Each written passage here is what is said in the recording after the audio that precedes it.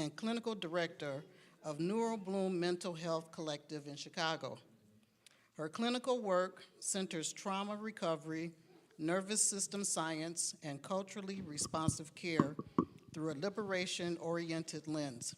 She draws from CBT, ACT, somatic practices, mindfulness, and parts-informed therapy to help people understand how stress patterns develop in the body and how regulation can be practiced intentionally in daily life.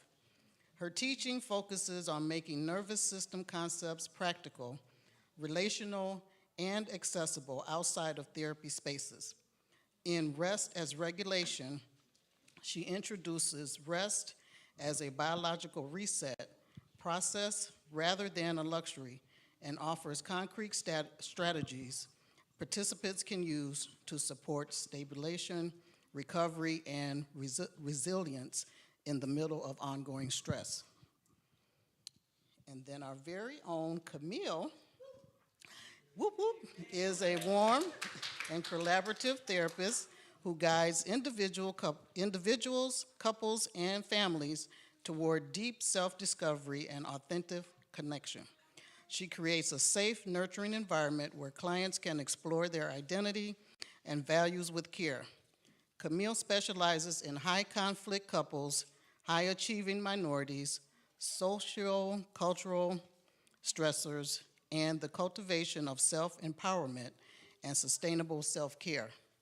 With a deep commitment to BIPOC communities, Camille helps clients navigate unique challenges, fostering resilience and a sense of belonging.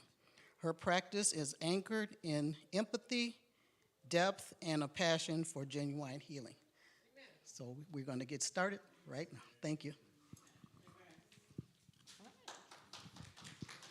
To go to the next slide. I'll let you do it.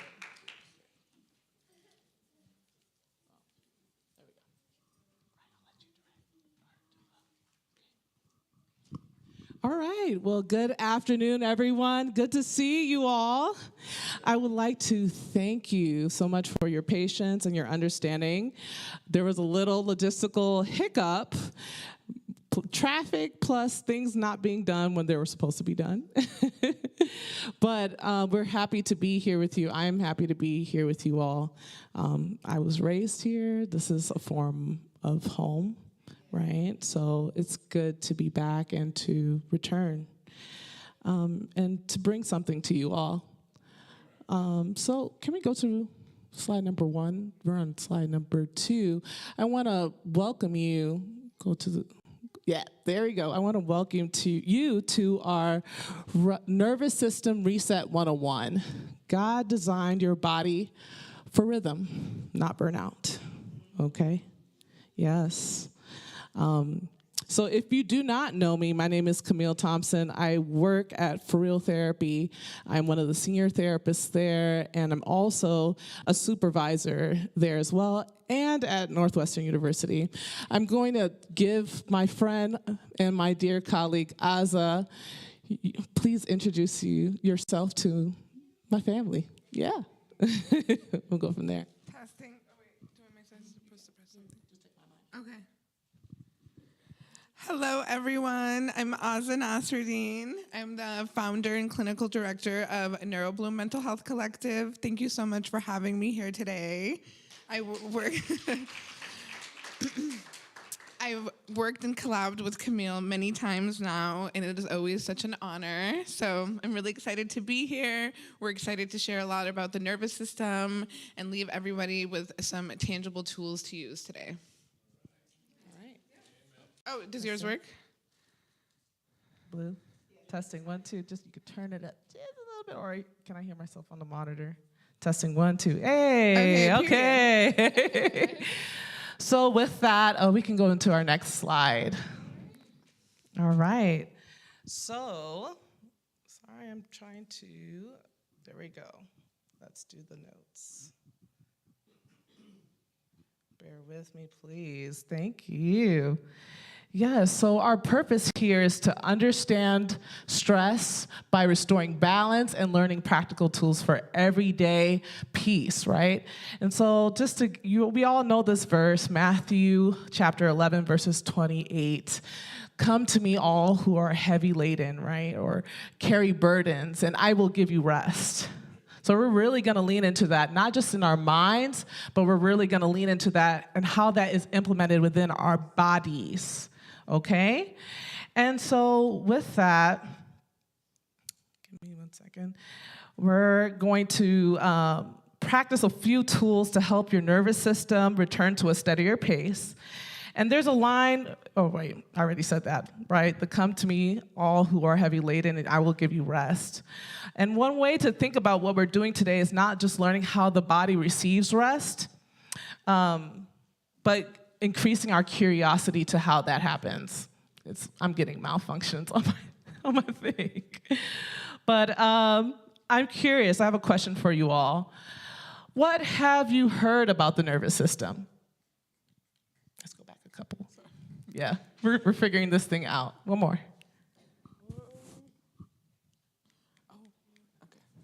Yeah, what have you all heard about the nervous system? What do you all know about it? Let me come a little closer, because I feel like I'm disconnected. There's a power dynamic of being on a stage, and I want to be more grounded with you all. Any answers?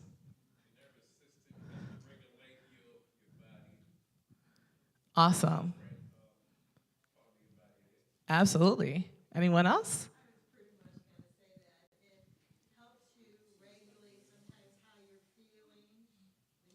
Yes. Absolutely. Anyone else?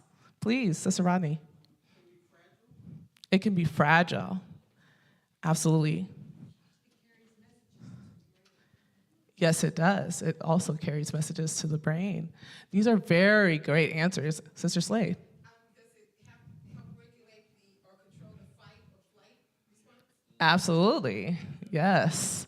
We do have, our nervous system is the emergency factory. You'll hear us utilize that word a lot, the emergency factory of the body. And so we'll really be leaning into that today. All of your answers are great, and they're all correct. And so we're going to dive a little further together. All right, next slide. So what has been heavy lately in your lives? That's another question I want to ask you all, right? You can talk about what's been happening in society. Maybe it's something personal.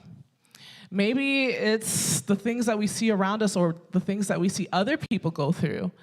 I am curious, what has been heavy lately? What within our bodies do we experience on a day-to-day basis? Life can be very stressful. Anxiety, yes.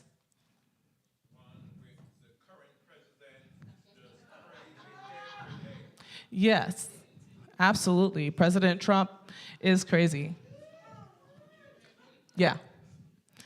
All of these things are very heavy. We see, ICE, corrupting our communities and taking people away from us, right? We see, we go through depression and anxiety, and we have to cope through it on an everyday basis. So all of these things do impact our bodies, and our nervous system is receiving those messages and distributing messages to our bodies to be like, all right, either you relax, or we need to tense up and be in survival mode. Okay? Let's keep going. So together, I want to take a moment to just honor the present moment.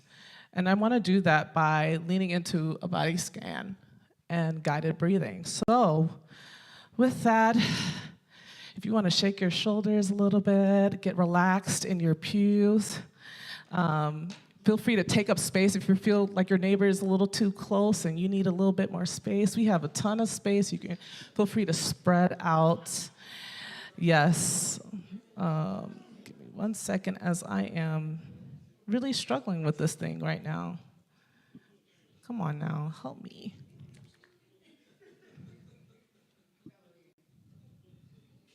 All right. So when you're ready, get into a comfortable position. In your chair, you're able to keep your eyes open. You're allowed to close your eyes if that feels most comfortable for you. And we're going to take one slow breath in through your nose and out through your mouth. Now just notice where your body is making contact with the chair. Is your weight, do you feel the weight in your chair? Notice how your feet is touching the ground. Notice the weight of your legs. Notice how your back is being supported by the chair you're sitting in. Let's take another slow breath in. In through the nose, out through the mouth. Now let's bring your attention to the shoulders. Many of us carry tension in our shoulders. So if you feel comfortable, you can wiggle them if they're tense. And if it feels okay, let your shoulders drop. Now let's bring attention to your jaw. See if it's tight or relaxed. Let your teeth separate slightly if they are clenched, okay? And let's take another breath in through the nose and out through your mouth. Now let's bring attention to your forehead and your eyes, okay? Let the muscle around your eyes soften. And let your brow relax. And one more breath in through the nose and out through the mouth. And now we'll try a breathing rhythm together. So we're gonna breathe in slowly for 4 seconds. 1, 2, 3, 4, and release for 6 seconds. 2, 3, 4, 5, 6. Let's do that again. In through the nose, 2, 3, 4. Out through the mouth for 6. 1, 2, 3, 4, 5, 6. And as you are taking one more slow breath in at your own pace, just notice how your body feels different, okay? Even if that shift is small, we honor that shift. And as you come back into attention mode, this is a bit of an exercise that I do in therapy with clients to help them to increase their mindfulness of what is happening in their bodies. This is the level of attention that we need to lean into as we lean into understanding how our body regulates and how to sustain that as we live our day-to-day lives. So let's go to a bit how we will flow today. All right? So number 1, we will be moving slowly, okay? In our society, it is very common for us to be at fast pace. We value productivity, efficiency, and speed. However, our bodies are calling for something different. For us to know slowness, for us to know peace, and for us to know a form of rest. And that takes intention. Point 2, can we go back to, yep. We will be going back and forth between learning and practicing, okay? Oftentimes in our society, we have this mentality, and our society feeds into it a lot, where we need to be the good student, right? Where we sit for a lecture and we be still and we pay attention. We are not calling for that today. We will be learning, and also we will be practicing by utilizing the tools, learning breathing exercises, learning different tools such as like EFT tapping and bilateral stimulation of how our bodies are able to be, okay? And how we process things hopefully sustainably. So with that, we can go to our next. Thank you. So I also want to establish this space as a nervous system friendly space. And so in most, like as I said, in most classrooms and workshops, there's an unspoken demand for us to be still. But we're not gonna do that today. I said we're gonna regulate today. So our job for the next hour is not to be perfect, not to be the perfect student, but to stay connected, to stay mindful to what's happening in our body. Point 2, your agency matters here. As we move through some of the exercises, you may feel things in your body that tells you, that feels really good. And then there's other exercises that you may not resonate with. And that is totally okay, okay? Feel free to move about the space if you need to. If there's an exercise that feels like too much, feel free to take a step out. Your nervous system, we're listening to the nervous system today. And that's a gift. So with that, when you give yourself permission to listen to your body, you help others to do the same, right? Our nervous systems, yes, respond to ourselves, but it also responds to your neighbor. It is shared. And there's a thing called co-regulation. And we have the opportunity of being in that space and sharing in that today. So we will walk through what today will look like. Let's go to the next slide. All right. So in this class, we will be reviewing why your body reacts the way it does, how stress gets stuck in our body, tools that shift your body into greater regulation, right? And how to build your own reset routine. And at the end of our presentation today, you'll actually have the opportunity to curate your own list. We're going to be giving you a already pre-made list, but sending you with tools to create something that works for you, so that in your everyday life, whether you're taking a little break at work or you're stopped at a red light and you have some time to yourself, you can practice these tools and have them to be more mindful and to give you back to you. Let's go to the next slide. All right. So our objectives today is to learn 3 primary states of your nervous system, all right? And then we're gonna identify how the predator brain, which is like our survival instincts, hijacks our brain, hijacks our logic. Then we're going to practice science-backed tools, such as breathing, tapping, or EFT tapping, bilateral stimulation. We're gonna put them into implementation and see how our bodies feel in the moment.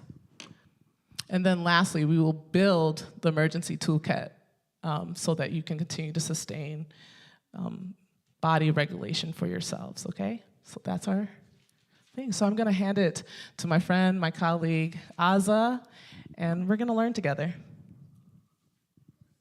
All right. Thank you, Camille. I'm just going to sit here because, to be honest, I'm not used to wearing heels. And I don't want to fall down in front of everybody. So thank you for your understanding. So I'll get started, and I'm doing more of the academic educational portion, and then Camille will come back at the end to provide these somatic tools again in tandem, and then we'll all do them together. We'll get that hands-on practice so that you can leave with some tools in hand instead of just a presentation where we lecture at you. But this is some of the background, right? So on this slide, right, we have your brain is old, but our software isn't. So the problem that we're facing today is that our nervous system was designed for quick bursts of anxiety and then coming back to a more regulated state, right? Like getting chased by a predator in the savannah, a lion, and then getting back to a state where you're safe with your tribe or with your crew. We actually only transitioned to agricultural societies about 10,000 years ago. So we live in a much more sedentary lifestyle, but the stressors that we experience today are much more abstract and constant. So we're actually a lot more stressed out than some of our ancestors were in many ways, especially if we go back into deep ancestry. So our body is designed for seasons, right? Natural rhythms, like we see in a lot of other animals in the wilderness that go into hibernation, that come out in the summertime, etc. A lot of plants, animals, ecosystems have natural rhythms. And, we're designed for that activation and recovery period, right? That stress and release period, that effort and rest period. But because, again, we're experiencing constant chronic stress, this disrupts that natural rhythm. So typically, we're used to experiencing bursts of anxiety or high stress, followed by periods of regulation and relaxation. Unfortunately, at this time, a lot of stressors, again, feel really abstract, right? Oh, I have to get my credit score up, but I also have to finish these classes, but I also have to work out 5 days a week because my doctor said my cholesterol is up, right? Also, are we getting into a war with Iran? I mean, everything is very abstract. Everything is very up in the air. A lot of things are existential, identity stress, right? Again, these larger societal pressures, the economy. So these stressors compound, and our nervous systems do not know the difference between a lot of these stressors and getting chased by a lion in the savannah. We also have been taught to kind of treat our body like a problem when feelings of anxiety comes up, when feelings of depression come up, etc. But those are typically signals that our nervous system is sending us to let us know that something is off, right? Our bodies are designed and want to be in equilibrium, right? We were fearfully and wonderfully made. We live in a very complex human system made up of billions of cells that are trying to keep us alive on a daily basis. And unfortunately, when our heart rate is up, when we feel flutters, we're like, oh, there's something wrong with me, right? When instead, if we kind of leaned into what those feelings are telling us and kind of ride the wave, we're better able to manage it.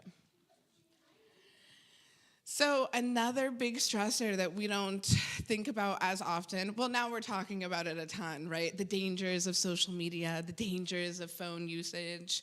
Everybody's trying to get their phone time down.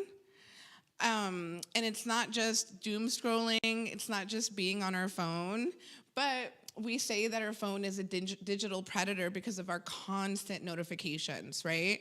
Through our phones, we're getting work messages, we're getting work emails, we have our bank apps, we have all of these alerts, we have messages that we haven't replied to. TikTok.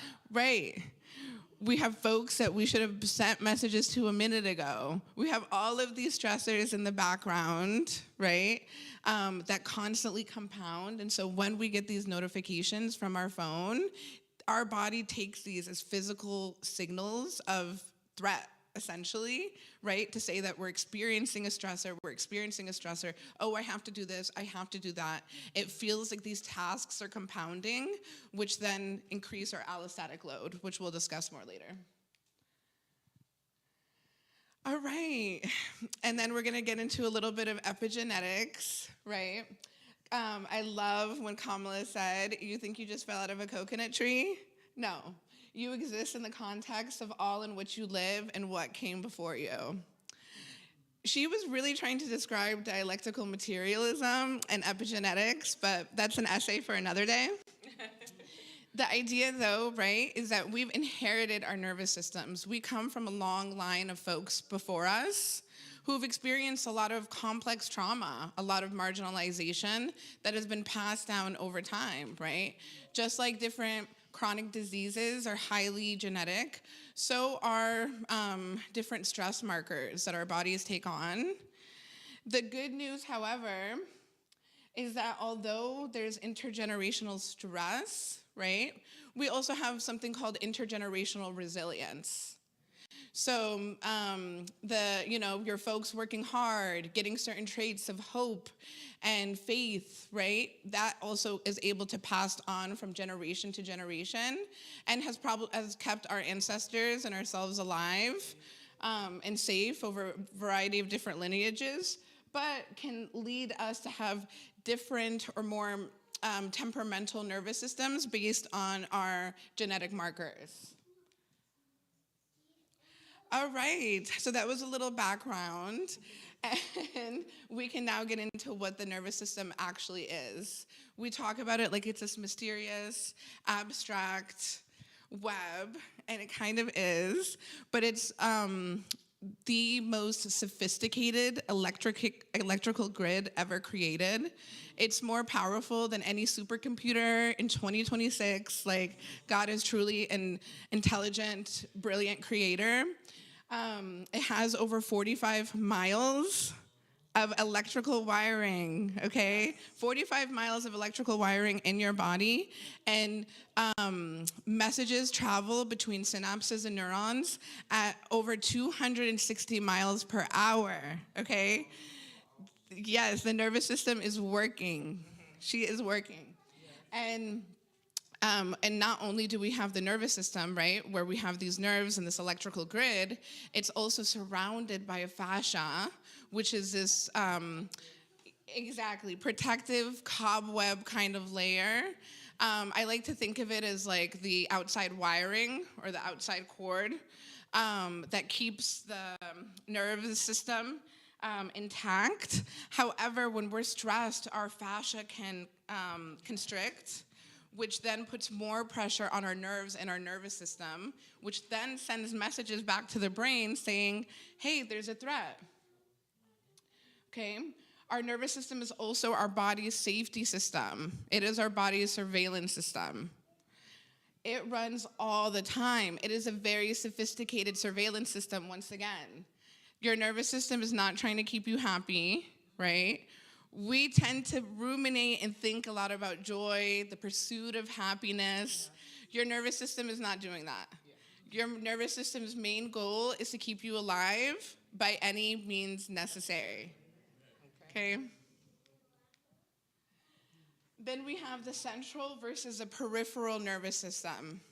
The central nervous system is the spinal cord and the brain. This is the headquarters. This is where logic, intuition, where you're thinking about your next meal, right? Thinking about the meal you just had, thinking about the things you have to do. That is all happening in the central nervous system.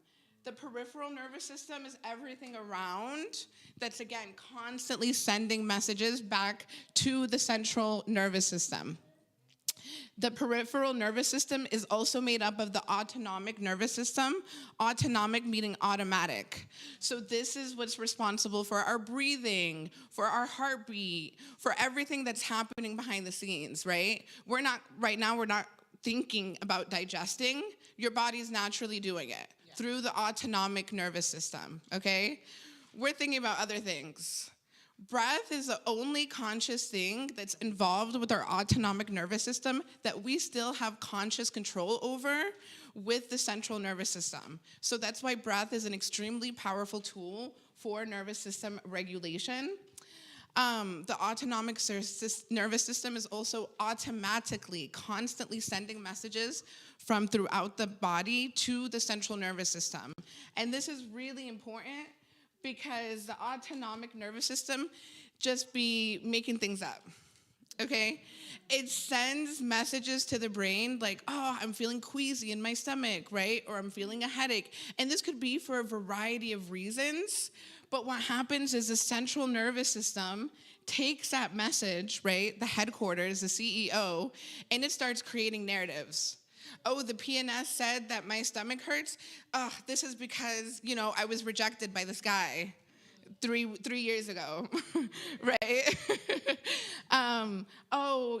My head hurts. This means that I'm just unlovable. We create hypotheses, we create messages, we create narratives in our brain constantly based on what we're receiving from our body, but sometimes it has nothing to do with it, right? That's why a lot of women, after they experience PMSing, actually feel very relieved when they get their menstrual cycle, because it's like, oh, there was an explanation for why I felt so crappy for the past 5 days, right? And then we also have it divided in 2 sections. We have our parasympathetic nervous system and our sympathetic nervous system. Our sympathetic nervous system is go, go, go. It is all about gas pedal. It is there for cortisol, adrenaline, emergency situations, right? This was what was designed to get us through danger, to get us through short bursts of danger, right? We hear about moms getting like super strength when their child is trapped under a car or something, and then all of a sudden they're able to like flip the car over. Typically, it's because their sympathetic nervous system is in such high drive that the cortisol and the adrenaline rushing through their body gives them literally superhuman strength, right? The parasympathetic nervous system is the brakes. It's what tells the body we are in a regulated, rested state. Again, the problem is a lot of us are living in the sympathetic era. We're living in the sympathetic state, which means that we're living at chronically high levels of danger, perceived danger, versus being in the parasympathetic state because we don't get many opportunities for real nervous system regulation. Okay, and this is another example of that here. We've got the parasympathetic, right, and the sympathetic, right? So if we're on, the adrenal glands are on, the digestive system is decreasing activity. All systems are go when the body is in the sympathetic mode because it's putting all its energy into getting us out of whatever emergency situation we perceive. However, when we're in that sympathetic state, it takes away so much energy because our body is in emergency mode, right? All hands on deck trying to get through the emergency. Then we have the allostatic load, which is an example of the things that, again, that we experience in life that decrease our capacity, right? That overload our nervous system, that keep us in a sympathetic state. So some examples of these are like substance use, right? Inadequate sleep, stress, excessive exercise, social isolation, trauma, oppression. All of these things, low dietary quality, that's a big one. Work stress, interpersonal stressors, the list goes on and on and on, right? All of these things, right, increase our load, and sometimes it overflows, leading to nervous system dysregulation and burnout. We talk a lot about burnout, but what is it actually? It is real nervous system overwhelm. Burnout has real tangible effects on our body because, again, when our body is in that sympathetic state for so long, things that are supposed to be happening in the rest of our body automatically through the autonomic nervous system aren't happening in the same degree. That's where autoimmune disorders show up, right? That's when stress takes over because our body is spending so much energy trying to manage stress, which comes in like inflammatory markers. Right? Your body is literally treating stress like an infection that it's constantly trying to manage. So when that's happening, we have total system depletion because your other systems are just not being tended to. There's only so much our bodies can do and take. So trauma is very interesting because we always think of it as this cognitive thing. Trauma gets stored in our brain. Trauma gets stored in our memories. But interestingly enough, trauma really gets stored in our bodies. And again, trauma is not just one big thing. It is all of these things that we described, right? It is all of these stressors compounded, okay? It is really fascinating. I was a medical social worker for many years, and I worked in transplant. We would let folks know who were getting some kind of organ donated that there were chances that their personality could be altered after the operation. So anecdotally, right, there are cases of folks who inherit donors' memories. I had a patient who was a vegetarian, and she got a kidney donated the donor loved chicken nuggets down, like chicken nuggets, breakfast, lunch, and dinner. After she got the kidney, she started craving chicken nuggets all the time. And that is super fascinating, right? It shows like not only does trauma get stored in our bodies and our tissues, but potentially memories, tastes, wants, desires. That is really fascinating. Shows us how powerful our bodies are, why speaking to ourselves positively, engaging in praise and music that brings us back to ourselves, regulates us, because that goes back into every single cell that's in our body, right? Our body physically keeps the score, and it remembers what the mind tries to forget. This is also a really cool book called Why Zebras Don't Get Ulcers, which asks, right, because animals go through a lot of stress, y'all. They seem like they just go through it in the wilderness. I think about that all the time, like when deers are just going down the road and they're just, you know, a car is coming this way, a car is coming that way. I'm like, they must be stressed out. But physiologically, we're a lot more stressed out as human beings. Why don't zebras get ulcers when they're being chased by lions all the time, right? Okay, and so these are 2 short, cool videos that we can watch, maybe. I don't know. Where you go? How do we do it from here? Where you at?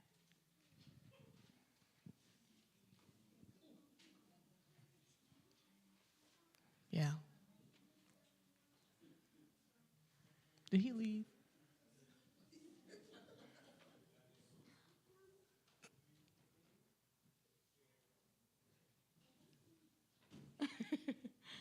Shout out to my dad.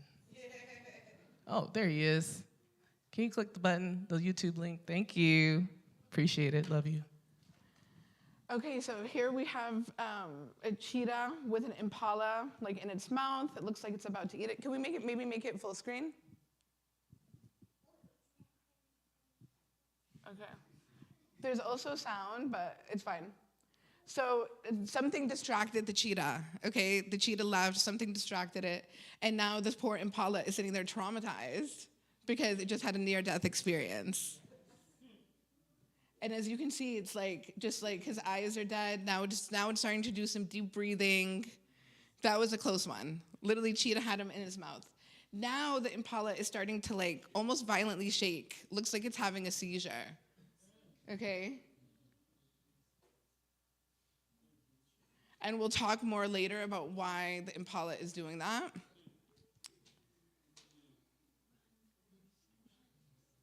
Poor thing. But fascinatingly enough, in a little bit, it just like moves on. Right. Yeah. And just imagine in our own lives, Look, like, and then now, yep, boom. boom, they're gone. Yes. And just imagine in our own lives, like, how many times we go through like an experience and it really has impact on us, but we keep moving. We keep moving.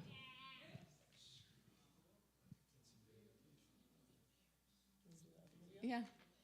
He's getting You can it. go,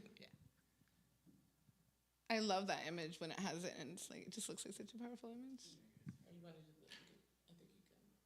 He's getting the next one. Okay, another video. So this is this is Can you turn it down a little bit more? Sorry. And then can you make it full screen, please?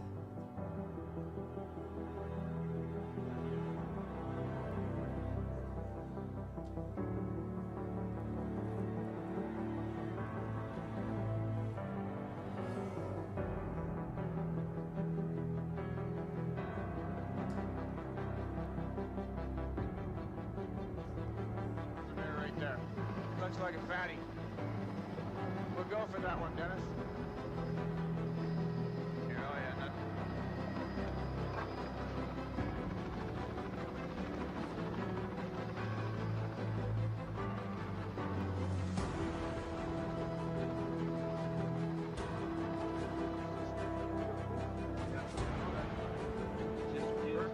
That's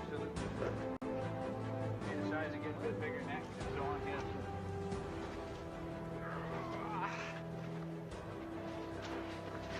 Holy snapper. They're shaking again. You watch that animal after he finishes convulsing. You'll see, because he's aware of the fact that we're all around him, and it's a very stressful experience for an animal like the polar bear. And after he settles down, and then he'll start doing a couple of deep breaths, and then he'll breathe really nicely, and it'll really... Now, look, here he goes. See how he's breathing there now? You can see, so that even though it looks a little unpleasant to look at him convulsing like that, in fact, it lets off all that stress, and he then is able to relax and sleep the thing off.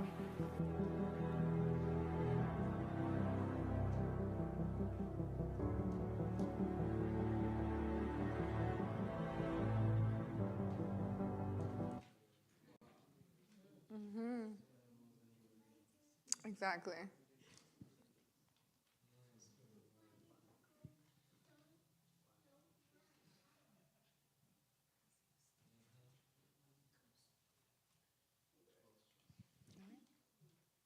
Okay. Oh. Okay, well, what did y'all think of those videos? What stood out to you?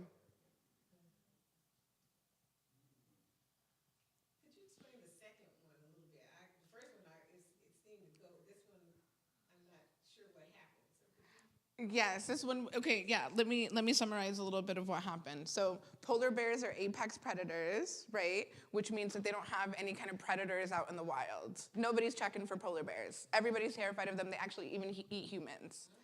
So the polar bear was experiencing, I don't know why they were picking up the polar bear, but the polar bear was experiencing significant trauma because these human beings tranquilized the polar bear. He had never experienced anything like that before. The video was showing that the polar bear, after experiencing this trauma, the polar bear wakes up, is like, what the heck? Where am I, right? He starts deep breathing and starts shaking almost violently to discharge the amount of trauma that was stored in his body. And then he's able to kind of get back into a parasympathetic state by deep breathing. A lot of psychologists argue that human beings have this natural rhythm as well and have this ability to regulate ourselves, but our thinking brain, with a lot of shame in the 21st century, kind of comes in and is like, stop it, right? So there was a study with Marines, for instance, who had just come out of like a terrible battle in which they even saw some of their comrades pass away. And their bodies were shaking coming back from battle. And they noted, because they didn't want to look soft, right, in front of other soldiers, they put their arms down like this to stop the shaking. But their bodies were trying to complete this discharge cycle because they just experienced something incredibly traumatizing, right? It's also really interesting because a lot of liberation psychology and anthropological research shows that different cultures, particularly in obviously the motherland, we're practicing a lot of these natural rituals, right? Whether it be dancing and stomping out energy, communal singing, stomping, etc. Oh wait, it's going the opposite way, my bad. Okay. So we have the window of tolerance, and again, homeostasis. Our bodies are like an ecosystem. They want to be in homeostasis. When our bodies are not in homeostasis, when we're above the window in our fight or flight state, right, in that sympathetic state, our body is on super high alert, and when we're in hypoarousal, we're typically numb and shut down. A lot of times our body is moving between the two states, trying to get into the window of tolerance, trying to get to a period of regulation again, of feeling calmer and focused, feeling grounded. When we're in the window of tolerance, our prefrontal cortex, which is the part that's responsible for logic and decision making, is online. When we're out of our window of tolerance, we're moving with our amygdala, which is our body's natural alarm center, right? And when our alarm center is constantly blaring, again, our body is expending so much resources trying to put out the fire, essentially. So logic alone fails because of the way our nervous system is built, right? With our peripheral nervous system from the periphery sending messages back to our central nervous system, to our brain, right? So it's a bottom-up reality, body to brain. our body sends a signal, our brain just writes the story. And our brain just makes up stuff to try and manage the story, try and manage the uncertainty of what sometimes is happening in our body. Sometimes we feel really irritable because our thyroid levels are low, right? Sometimes we feel irritable because we saw a tweet that Trump sent out and we're now thinking about Medicaid or some other thing that's gonna affect our lives, right? Safety is then felt and not just thought. We have to do a lot of these regulation practices because we can't just think our way back to a regulated state and back to a sympathetic nervous system. What does regulation actually mean, right? Regulation means improving our capacity to be able to handle a lot of these stressors, right? Something terrible might happen in the hour ago, but a lot of these regulation practices mean being able to come back to homeostasis quicker, right? Being able to come back to that window of tolerance, and even if we move out for whatever reason, able to come back to our window of optimization better. Okay, and now we're gonna get to work, and Camille is gonna lead us through some of these regulation practices that we all have access to, that our ancestors were doing consistently, that a lot of us have lost through over time, and that are really easy to do, right? So we encourage you guys to take a lot of these practices in, to try them in the little moments in between, right? You're in a long red light. I mean, just getting here was a journey, okay? There were so many stop signs out or stoplights out. Like a street was closed, Grant was closed. Exactly. We were trying to do some deep breathing right before we got here. Yeah. She was feeding me donuts. She was like, here, eat, friend, eat. So that being said, we can try and come back to these regulation practices in those micro moments, because that's what really adds up, right? It's like we see all of these wellness routines on the social media. People are like, this is my 45-minute vinyasa practice. It does not have to be all that. Yeah. And a lot of these micro moments add up to something much larger. It's about coming back to those small moments, and then they compound to feeling greater regulation and decreasing your allostatic load overall. All right. Yes, thank you so much, Aza. Wow, so much in there. People are.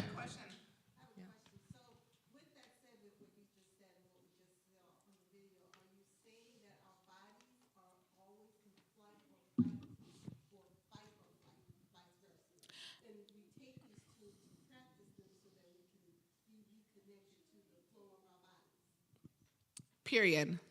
Couldn't have said it better myself. Yes. That is exactly it, right? It's that our bodies are designed for this natural rhythm of anxiety itself is not necessarily a bad thing, right? It is designed to keep us alive. It was designed to keep that surveillance high. But on the other hand, when our anxiety is consistently high because of all of these life stressors that won't shut off, I know everybody here in this room has some stressors, right? That they are experiencing currently, okay? Whether it be work stressors, interpersonal stressors, money stressors, etc. These stressors compound, right? Keeping us constantly in that state of fight or flight, and these regulation practices help get us back to that regulated state so we can get back into our natural rhythm.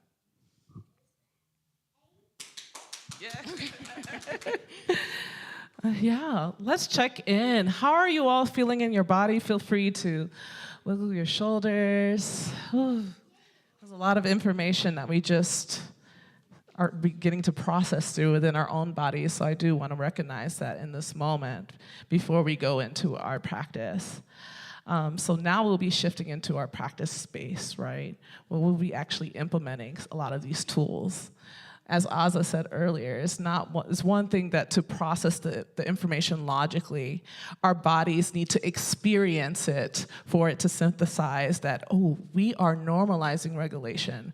We are normalizing rest. We are normalizing returning to that homeostasis or to a form of balance where our bodies can be like, okay, we're safe now. And so let's go to our next slide. We're gonna talk about temperature play. This is something that intervention that I usually use with clients that go through immense anxiety or may have high trauma responses, but maybe something that we can implement into our day-to-day, right? And so let's talk about cold temperature. Our bodies respond really well to temperature play. So if you were to have like ice pack or something cold in the fridge, and say you are feeling a bit dysregulated, putting an ice pack on your neck, the back of your neck, or on your hands is a quick way to like help the nervous system to reset. The temperature says, hey, oh, it's a shock. It's like, oh, okay, actually, I can decompress now. Okay, so that helps decrease stress. Feel free to jump in too, because I'm like trying to find my words as well. Let's also talk about warmth. Our body also responds really well to warmth. Warmth feels actually warm. It helps us to experience a form of safety, and also sends a message to our nervous systems that we are safe, that we can continue, and it helps us return to a form of balance as well. You can also do it on your, the back of your neck, on your shoulders, or your hands as well, okay? I wish we could actually implement that, but we're not gonna do that today. I did not have time for that, but let's move into breath work. I'll read. So breath work is very essential. It's like the top tool. Like we have conscious control over our breath. And so when we're breathing in and out, that sends a signal to our brain, says that, okay, wow, maybe you were going through something stressful where you noticed that your breath was short. But when you return to that sense of balance, it helps our bodies say, hey, okay, we're okay. We can reestablish safety. There is no threat in the environment. We can continue going. Right. If we think about it again from an ancestral perspective, right? A long sprint or a short sprint being chased by a predator, your breaths are short and they're rapid, indicating a threat and alarm.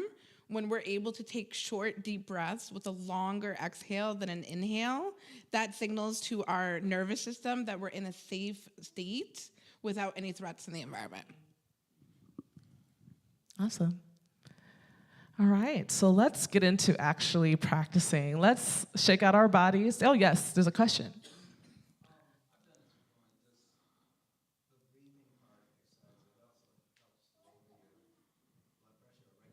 Mm-hmm, absolutely.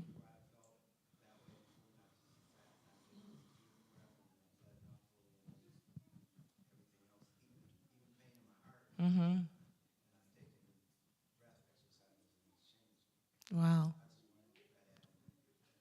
Absolutely. Absolutely. Thank you for sharing. Absolutely. So let's get into a bit of the practice. I'm going to stand up and come a little closer to you all. All right. Let's get comfortable in our seats. If you want to stretch a little bit. All right. And I'm actually we can show them together. Let's do a little example for them first so that they know. Okay, you guide. Yeah, okay, sounds good. And so we're gonna take a deep breath in through the nose, and we're gonna let out a voo. Voo.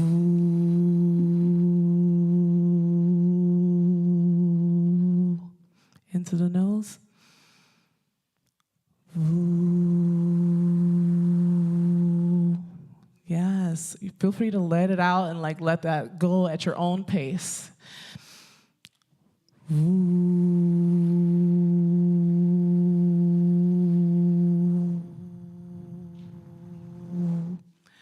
right, notice what's happening in your body.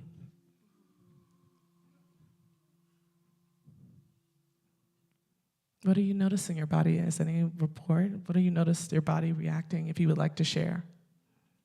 And if not, we can move forward. Your heart is changing, you feel it?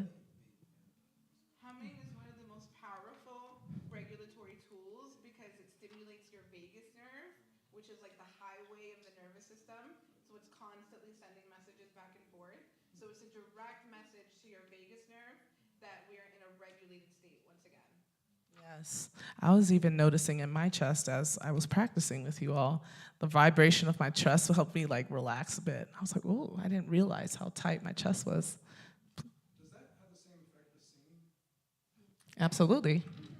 Singing definitely has an impact on the vagus nerves. This helps stabilize, that helps bring a sense of peace. Yeah, absolutely. A lot of the things that we also call stimming, Yes. right, in neurodivergent folks, like they'll be like, oh, this autistic child is stimming, like making different hand gestures or singing or making different, or humming, etc. Those are natural ways that the body's trying to regulate itself, because when someone is neurodivergent, your sensory processing system is operating at a much higher level, which expends more energy in general. So things that might feel a little bit more involuntary for neurodivergent folks happens because the body is just trying to release and trying to regulate a really high processing system. Absolutely. All right, let's go to our next one. Let's go to the next one. The next one is box breathing. And so I'll wait for the image to come up so I can explain it to you all. So this next breathing exercise starts with an inhale for 4 counts. A hold, we're holding the breath for 4 counts. We are exhaling for 4 counts, and then we're holding the breath for 4 counts, okay? So I just want to prep you on that. Feel free to get comfortable in your seat again. We're about to enter into the practice. All right, inhale through the nose, 2, 3, 4, hold, 2, 3, 4, exhale, 2, 3, 4, hold, 2, 3. Let's do it again. Inhale, 1, 2, 3, 4, hold, 2, 3, 4, exhale, 2, 3, 4, hold, 2, 3, 4, inhale, 2, 3, 4, hold, 2, 3, 4, exhale, 2, 3, 4, hold, 2, 3, 4. All right, yeah. What did you experience in your body in that moment? Lightness, okay. What did you feel in your body, Mom? Really relaxed. Okay, yes, please. I was really in the moment. I wasn't like a lot of times, like I'm kind of like spacing out. I just think of other things, but I was really focused. Really focused my mind, and I wasn't spacing out at all during the exercise. Absolutely. The breath brings you back to the present, please.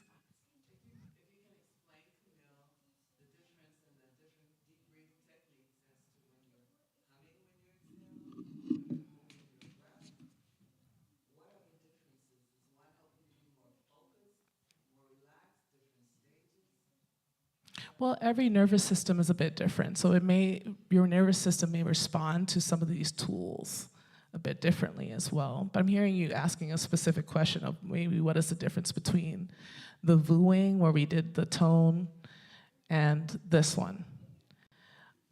To my knowledge, there's, So they're all different regulatory Yeah. techniques, but again, different ones will work with different nervous systems, right? So like she noted, the box breathing was great to her, right? The humming might be better for another person.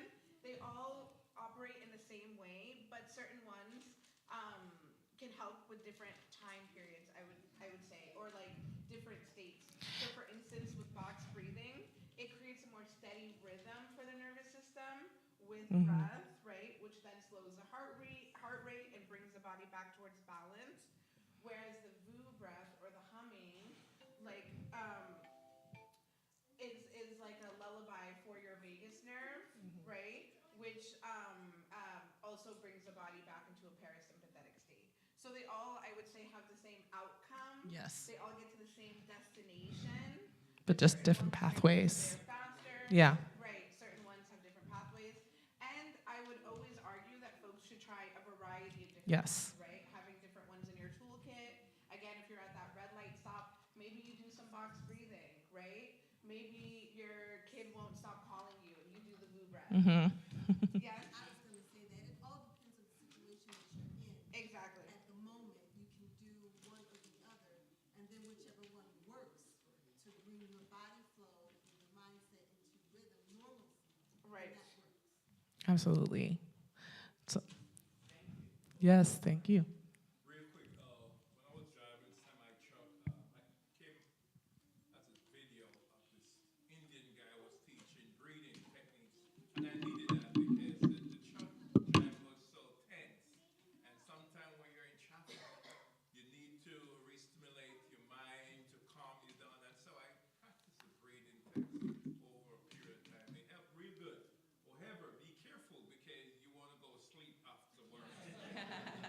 In addition to that, when I came home, sometime I couldn't go to sleep, and I would practice the breathing technique. And while you're breathing, the stuff that I observed, you cannot think randomly while you're breathing in and out. In fact, you're thinking everything, pretty much focus on breathing, and therefore give you time to rest and to bring back yourself and you set the senses. It's really a good exercise. Yes, absolutely. Bringing yourself back to the present moment. Yes.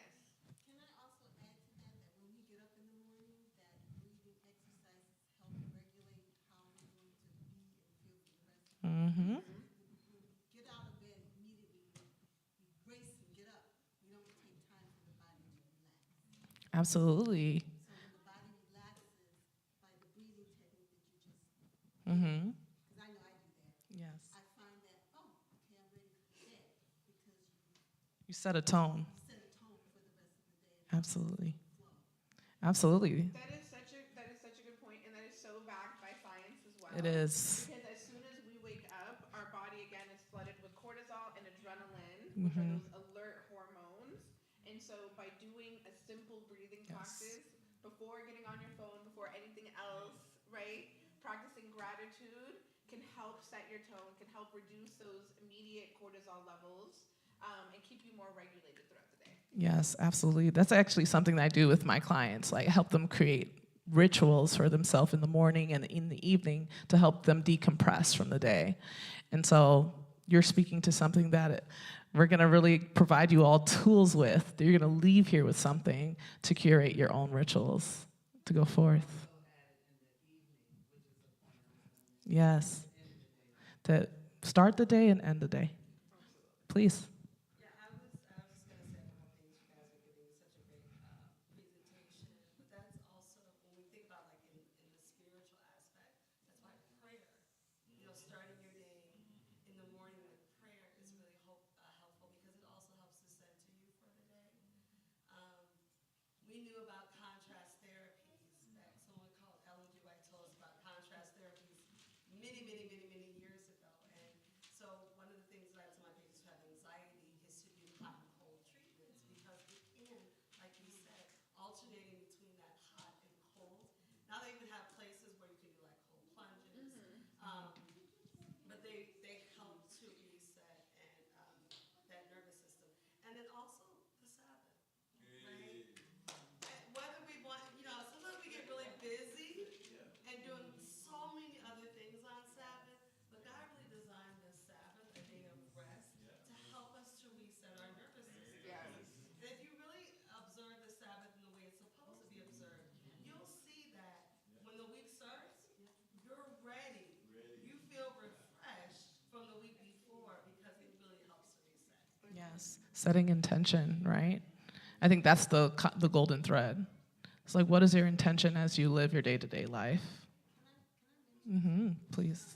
When she was speaking earlier, she mentioned in part in the book Ellen G. White wrote years ago, Mind, Body, and Spirit. Is that what you were writing? Yeah, Mind, Body, and was it Mind, Character, Personality? That. Yes.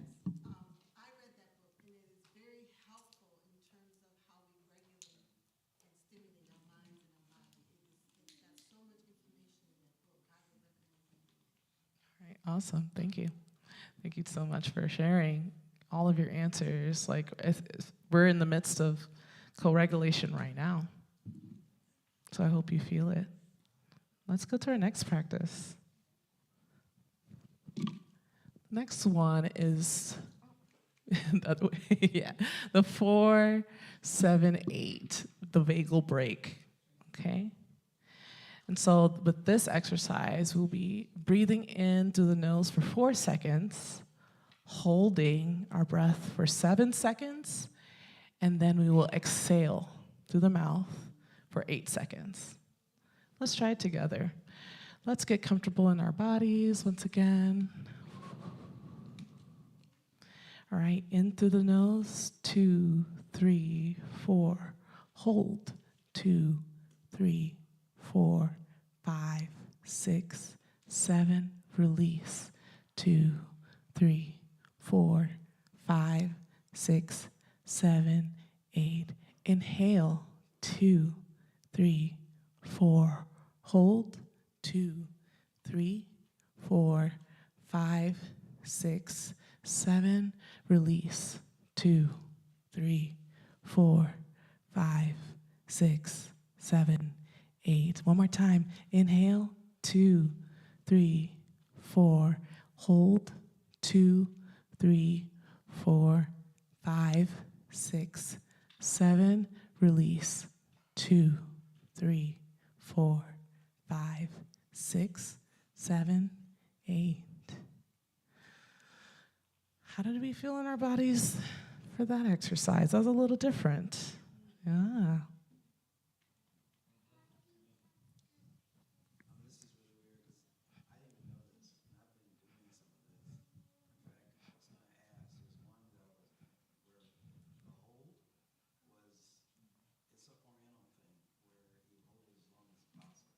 Mm. Yeah. Mm-hmm. Yes.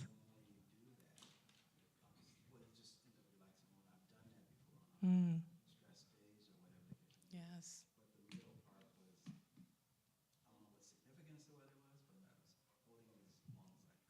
Mm.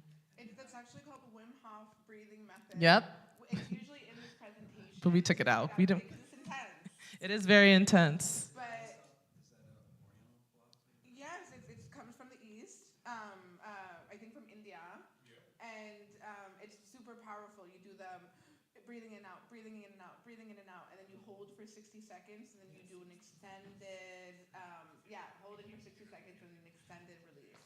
Yes. Very powerful, and again mimics that cold plunge kind of thing where it puts your body in a higher stress situation and then helps exhale, right? It increases your capacity for oxygen in the lungs. Absolutely. Yeah, we usually have it in our presentation. I was like, we could take it out for this one. I didn't know how certain bodies would respond to it, and I wanted to make sure that we were as trauma-informed and as much as possible. All right.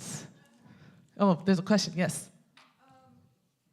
there something similar? I was watching the Today Show where I get a lot of my health stuff. No. And they were doing, it was for people who have issues with sleep.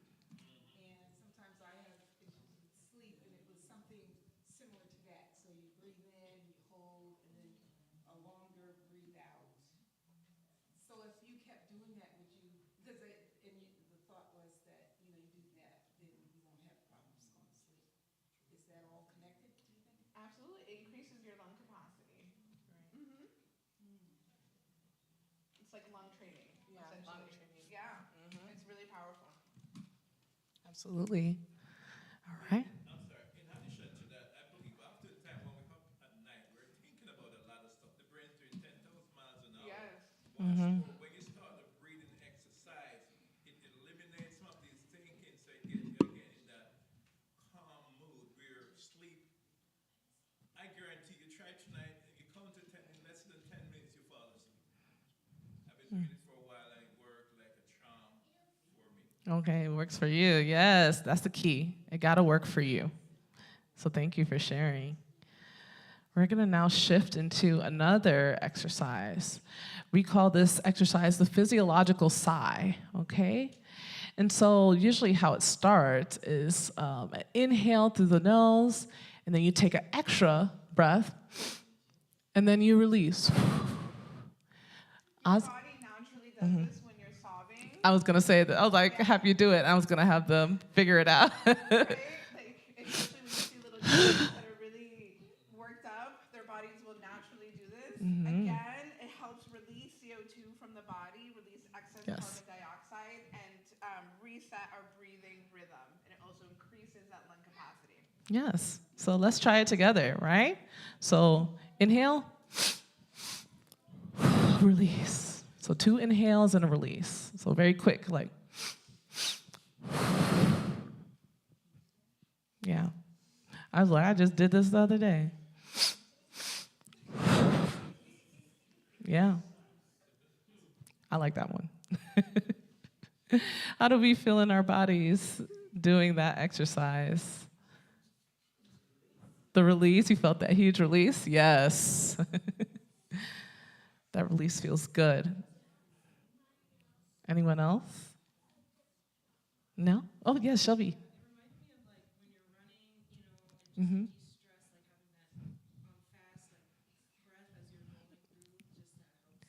Yes.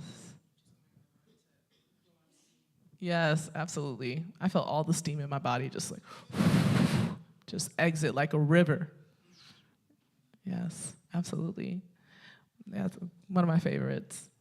Let's keep it going, yeah? Next one. Okay, so this one is the EFT tapping. So this is gonna involve a bit of movement with your body. This involves acupressure, so we'll be tapping certain different parts of our bodies, such as our hand. I'm gonna need this mic stand, because with all the tapping we're doing, I wanna guide you through it properly. So give me a moment as I get set up.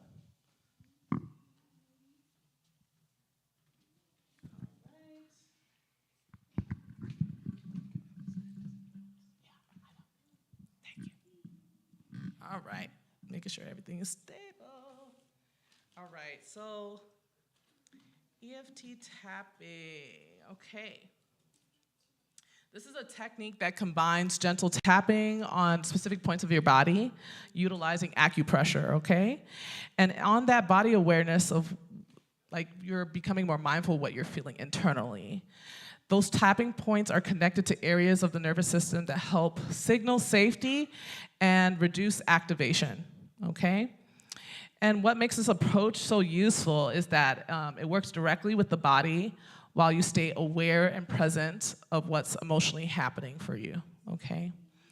So you do not have to do this perfectly, because I understand this is new, okay? Just follow along in a way that feels comfortable, and feel free to, again, shift as you need to as we go along through this. So I'll be presenting or walking you through a script of what it would be like to do EFT tapping. So let's start with tapping the side of your hand. Just like this. 2 fingers, 1 finger, whatever feels safe and resonates with you. There's no rules to this. All right, and so I'm gonna walk you through. Should we have them say it together, or I'm just gonna walk it through it? And then they say after. Okay. All right, so we're gonna repeat after me. We're gonna do some call and response, all right? All right, so I can't even see. I wish I had a phone thing that I can walk through this together. So even though, I'm gonna repeat it for myself first, and then you repeat after me, okay? That's how we're gonna do it.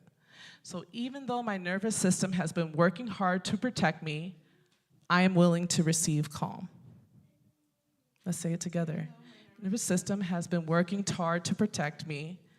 I am willing to receive calm. Maybe we should have put it on the presentation maybe for next time. We'll figure it out. Maybe I'll just walk them through it this time, because I just feel like that would be, they have to repeat everything I say. Anyway. Or maybe put it on your lap and then. Yeah. Let's see. Trying to figure out the most effective way to do this. Usually I'm sitting, I'm at my desk. So there's a level of comfort that I have too. So thank you all for working with me. So let's go back.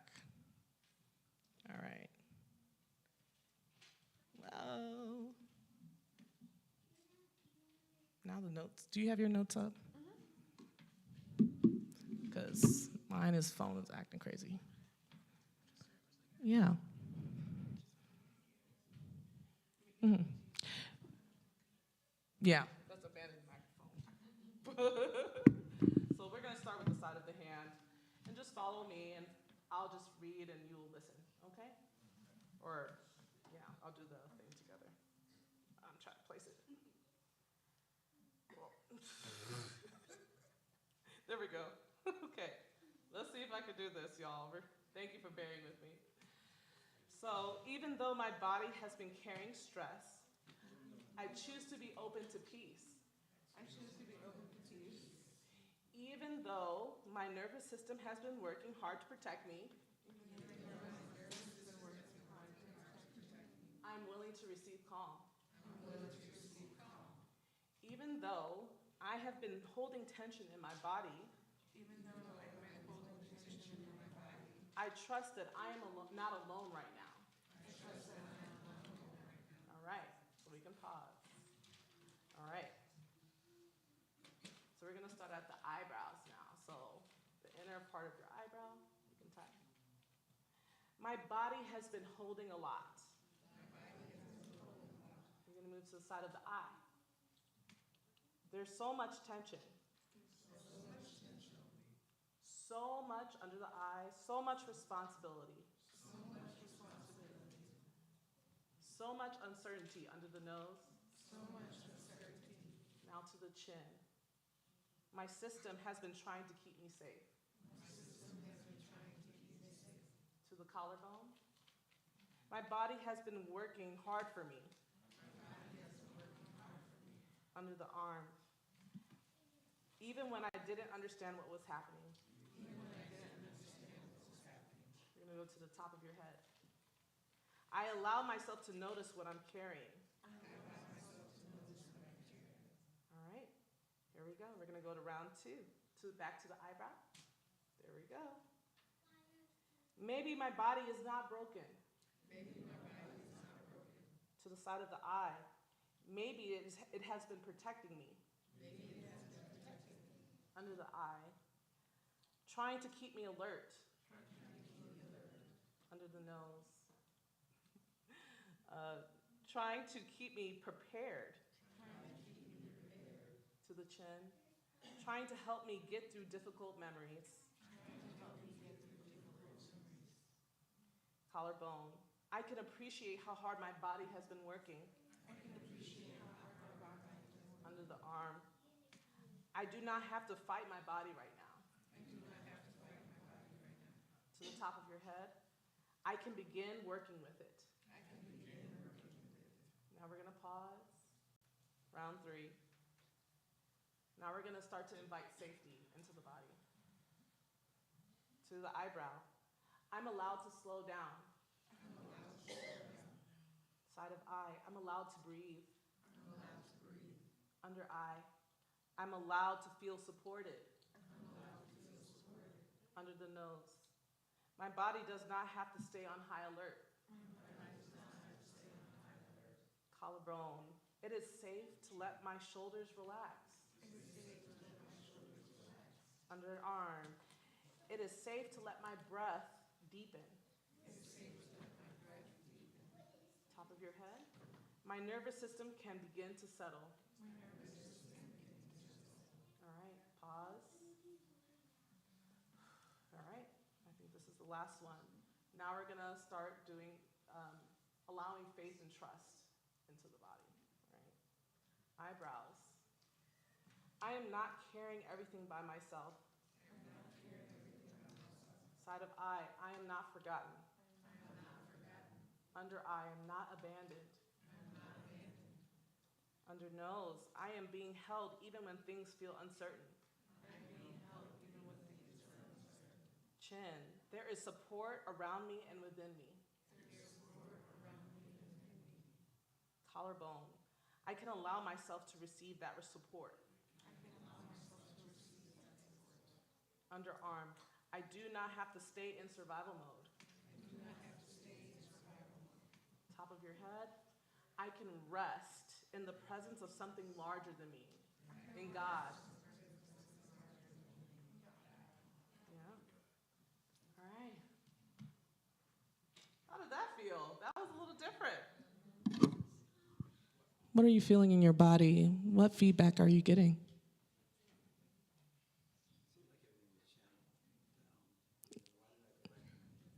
Mm. Yeah. And then it ended at the top of your head. It just depends on the rhythm. Yeah. Yeah, it depends on the rhythm. Sometimes it starts at different points.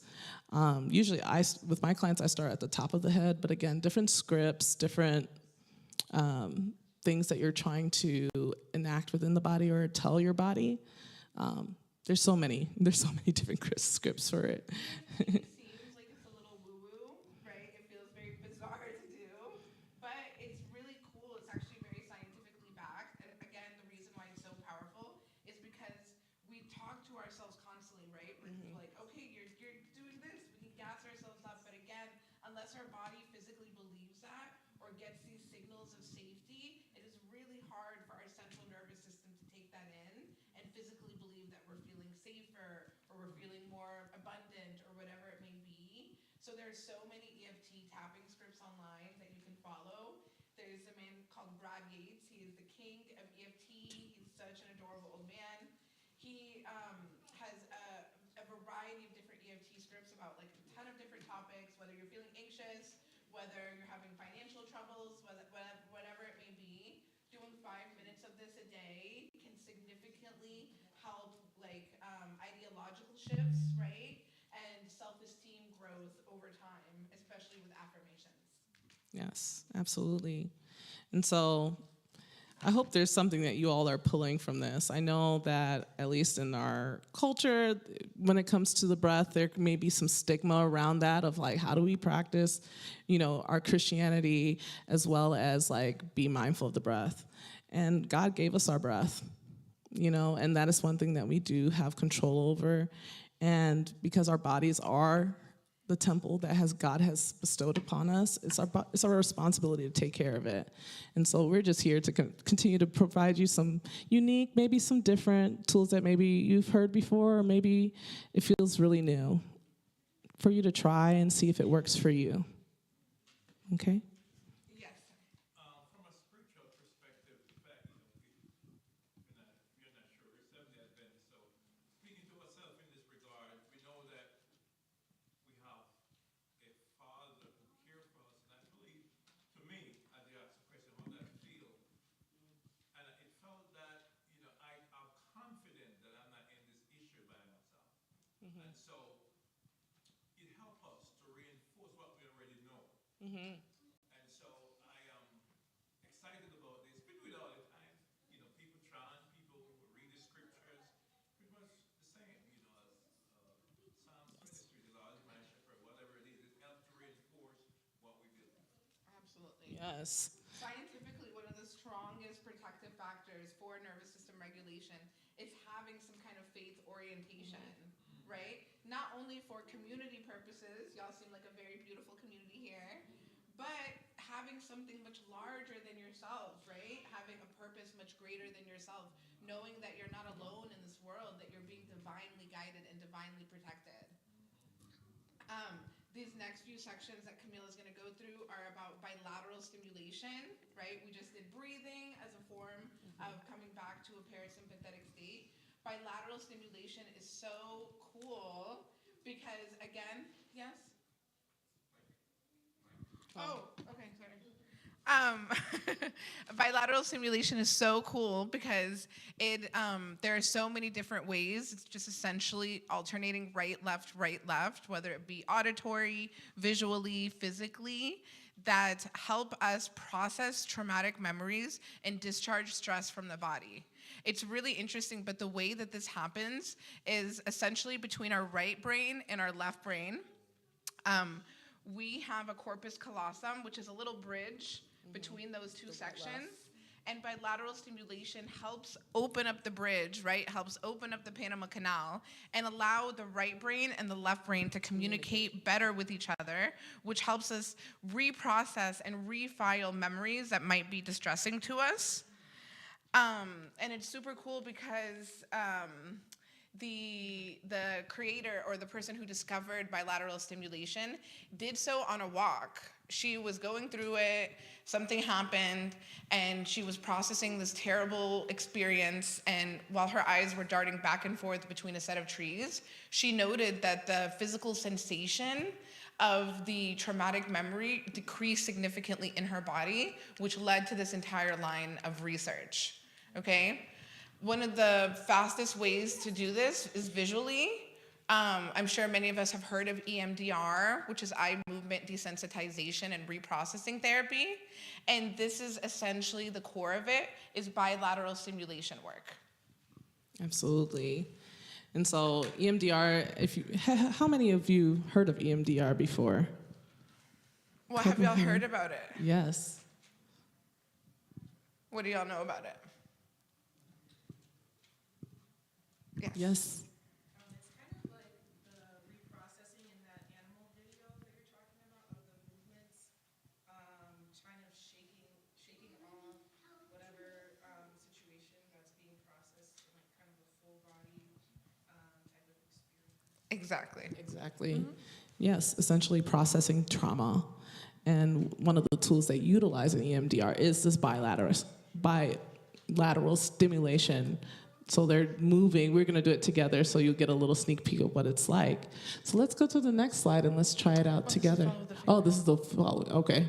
For some reason, I thought it was the other slide as well. And so, let me move this phone. So you're all going to follow. If you want to put your finger out, you can follow your own finger. I won't let you be at my pace because my pace is my pace. And so you're going to go like this. Well, yep, I'll follow your. This is the movement. And you're going to let your eyes follow that movement without moving your head. Yep. Keep your head as still as possible and your neck as still as possible.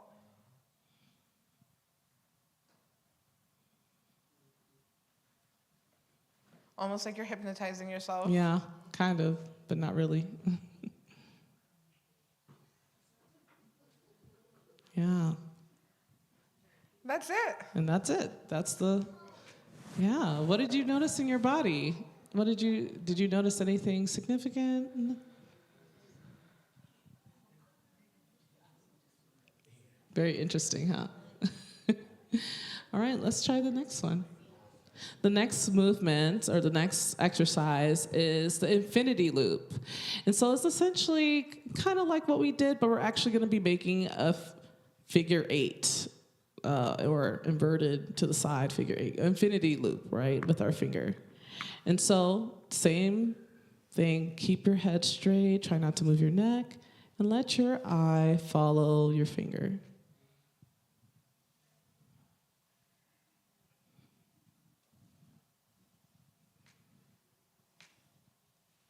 And that's essentially the movement.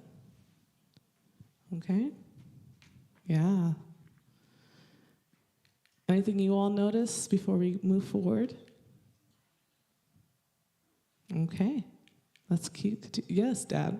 It's a level of concentration, and so again, Right. like the breathing techniques, this concentration of you probably stop all the other thinking and concentration, the finger movement or whatever it is, say slow down thinking. Awareness back to the present moment, right? Like we talked earlier about all of these larger stressors that we're constantly experiencing in the background. When we're in the here and now, we're not thinking about the bill that's due, right? We're not thinking about this person's relationship struggles. We're here in the present moment, and that is really powerful because, again, it signals to the body that we're in a safe state. Absolutely.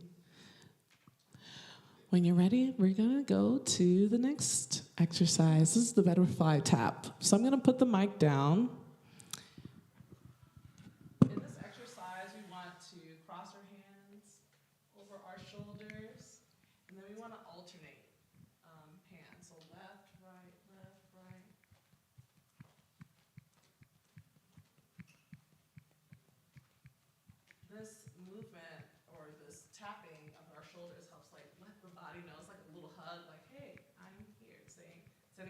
to the brain, you are safe. You can have regulation. Okay? And that's the butterfly tap. All right? And again, feel free to combine these, right? You can do a Yes. butterfly tap while doing a deep breathing technique, Yes. especially if you're feeling very dysregulated, right? How many folks do we hear, like folks who do something terrible, commit a crime, and they're like, oh, I just was so like dysregulated in my body. I just like felt like I had to do the thing. They take it a moment, right? Come back to themselves, to their breath, to the here and now. And that's why we say a lot of this nervous system regulation work is public health work, right? It helps reduce violence, it helps reduce crimes, it helps reduce interpersonal conflict when people are more connected and regulated and in the here and now. Okay. Let's shift. Get comfortable in your seat once again. And do some knee tapping. So it's a similar movement to the butterfly tap. And we did the left, right, left, right. We're just doing that on our knees now. So left, right, or whatever pattern you would like to do, the tapping of the knee.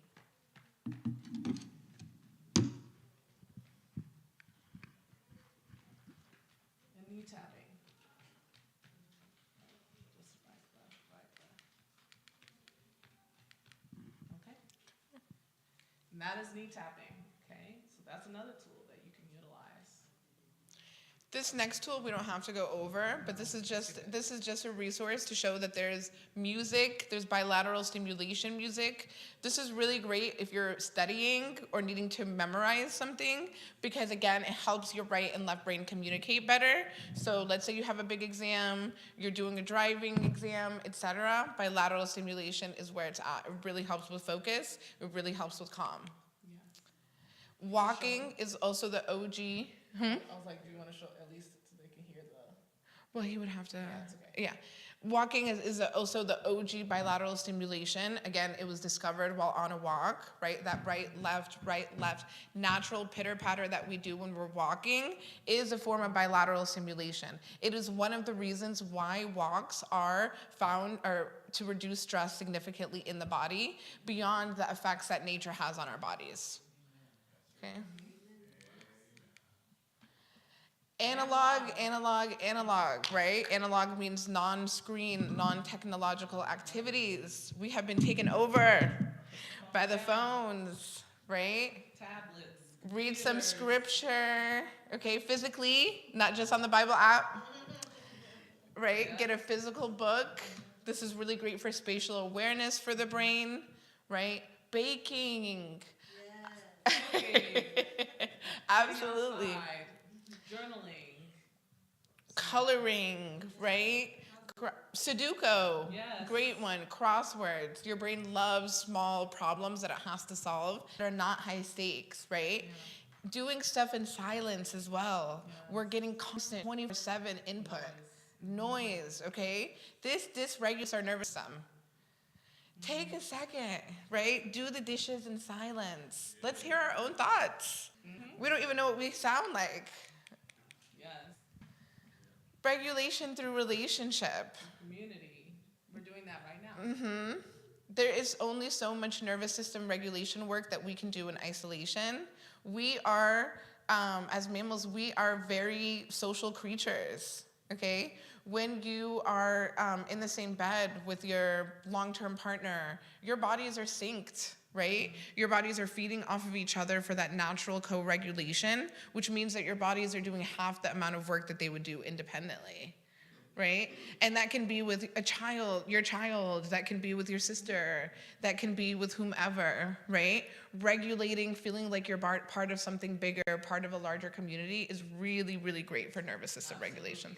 Giving each other a hug, right? From Sabbath to Sabbath, when you see the person that you love or adore, admire, giving them a hug is that's co-regulation right there. So continue to facilitate community. Right. Dance is a triple threat of nervous system regulation. Yes. Okay? You are shaking your body out, discharging stress, discharging the trauma, discharging all of the stuff that gets stored in our body, right? Again, like we said earlier, what is not addressed, what is not taken out through these regulation practices, gets stored in the body, gets stored as disease, gets stored as inflammation, right? Going out and going for a dance, even independently dancing at home, really, really, really amazing for nervous system regulation. The physical aspect, listening to something high vibrational, being with community and dancing, boom, boom, boom, a really great way to reset the nervous system. And to emphasize again, a lot of us as Black and brown folks, this is in our blood. Yes. This is not new. This is nothing new. Exactly, right? We hear about so many different things in the Caribbeans and in the Americas, okay? Dance, music, etc., as forms of resistance, as forms of co-regulation, of coming together, these faith-based institutions where folks can praise God together, sing together, right? Be there for one another. We have these naturally ingrained in us, and a lot of this is coming back to our ancestral traditions. Okay, and then we constantly say it is no measure of health to be well adjusted to a profoundly sick society, right? We can be in the middle of World War III and it's like, do you have 4 streams of income? Are you doing X, Y, and Z, right? Yeah. We're being constantly taught to produce, to expend our bodies beyond measure. We are not factories, we're human beings, right? It is okay to be affected by what's happening. It is okay to take a break. It is okay to come back to that rest, right? To take that Sabbath that God gave you. And so this is what we mean by rest as resistance, right? These corporations profit off of our exhaustion, profit off of our misery. We are more than just a keg in the system, yes. Right? When we take time to rest, when we take time to regulate, when we take time to come back to ourselves, we are resisting these systems of oppression that profit off of our physical illness and exhaustion. And this is what liberation psychology teaches us as well, right? Liberation psychology asks, what are the conditions that get us to this point, right? It has been long debunked that depression and anxiety is a chemical imbalance, okay? Long debunked. We know that a lot of these societal stressors, a lot of this nervous system dysregulation has so much to do with it, right? There's so many great literatures and books out there that ask us to look at these societal conditions that create so much misery. And so part of our work is for nervous system regulation is addressing these conditions so that all of us can live a more liberated life.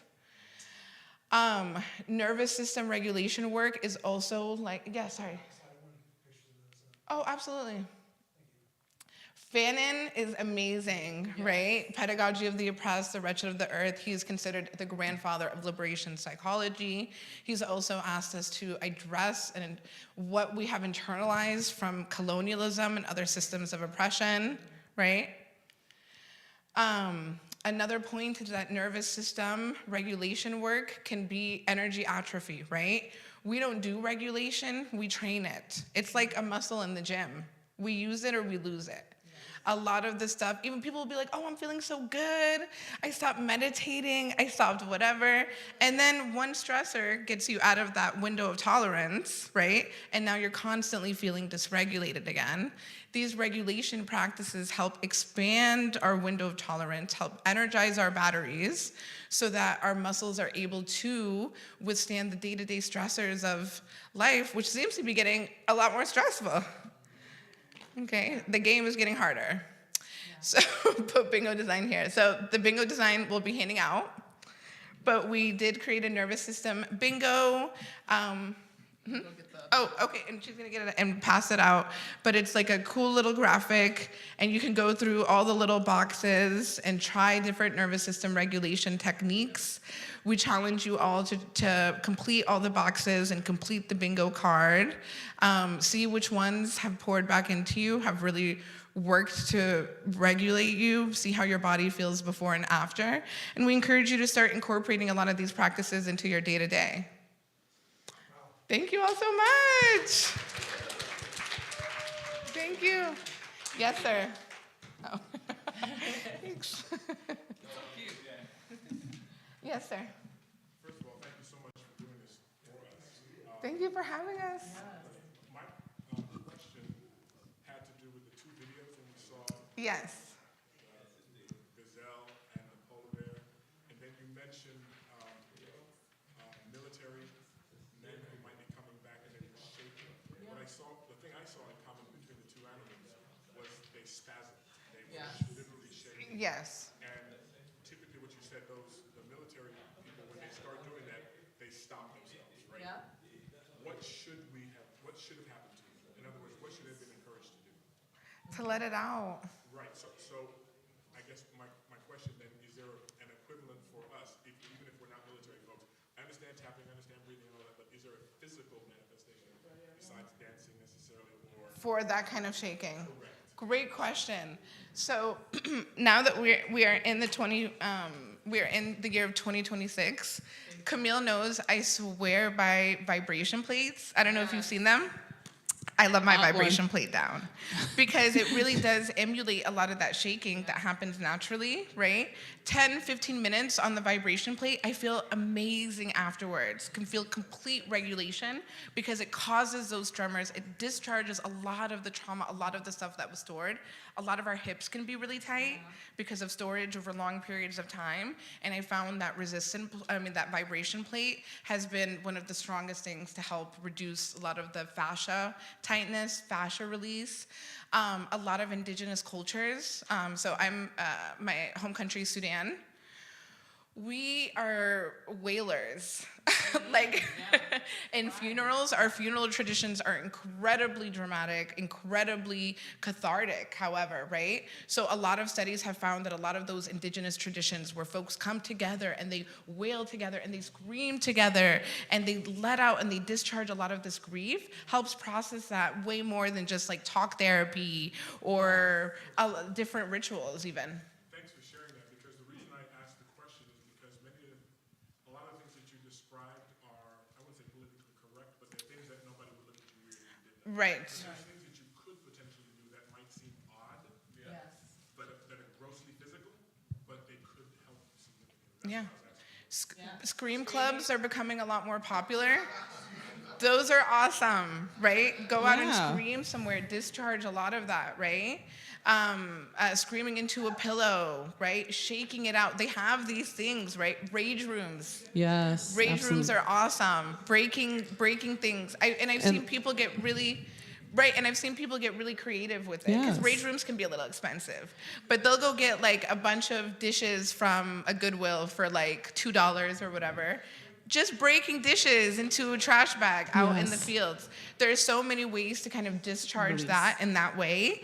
These regulation practices help compound over time.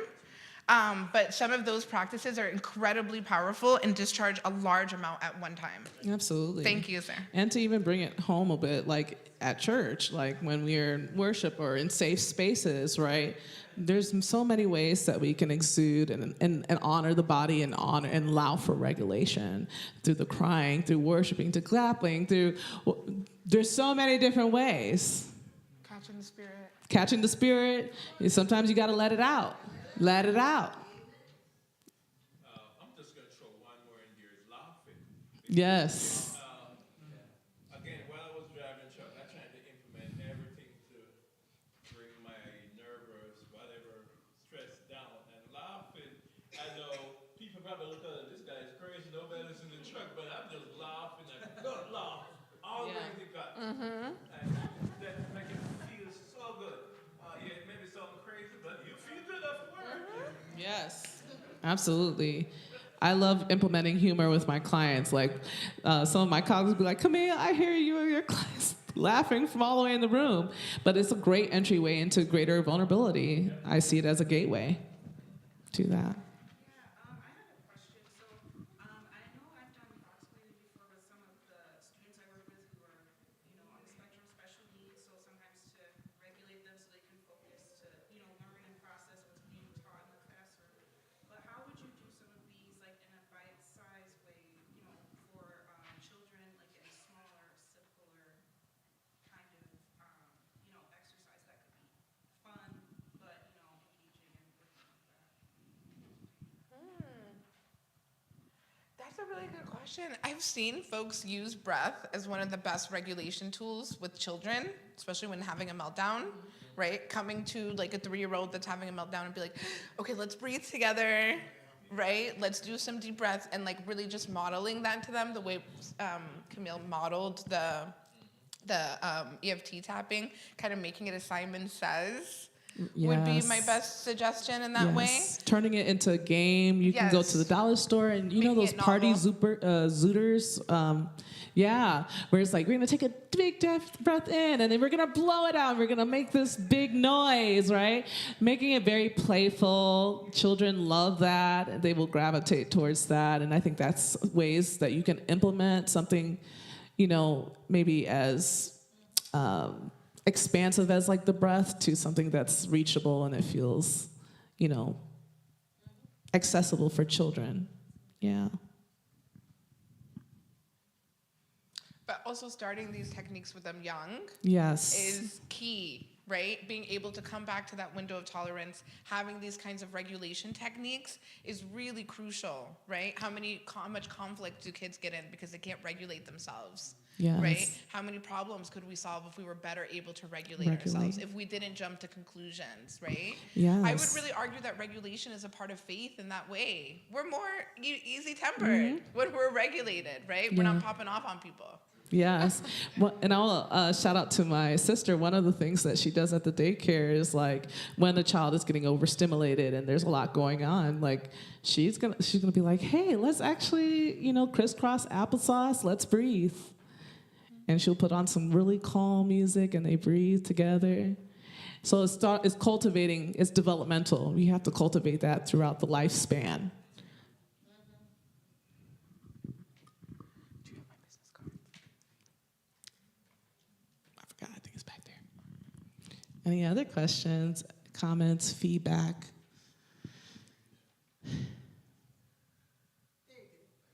Thank you.